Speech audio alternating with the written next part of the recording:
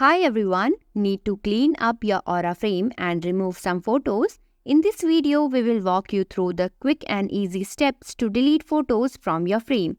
Let's get started and make some space for new memories. Step 1. Open the Aura app and go to the home screen. Step 2.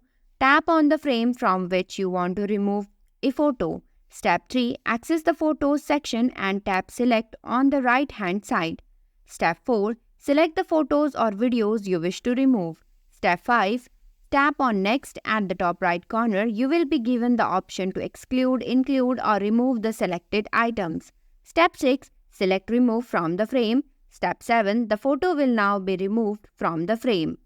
Here is the alternative method using the touch bar. If your Aura frame model like Mason, Sawyer, Smith or Carver has a touch bar, you can use it to remove photos without the app. Tap and hold the top touch bar to bring up the menu. Swipe your finger across the touch bar to select that photo you want to remove. Tap the remove icon on the touch bar to delete the selected photo from your frame. Thanks for watching. If you liked the video, please hit the like button. If you want to see more videos, hit the subscribe button.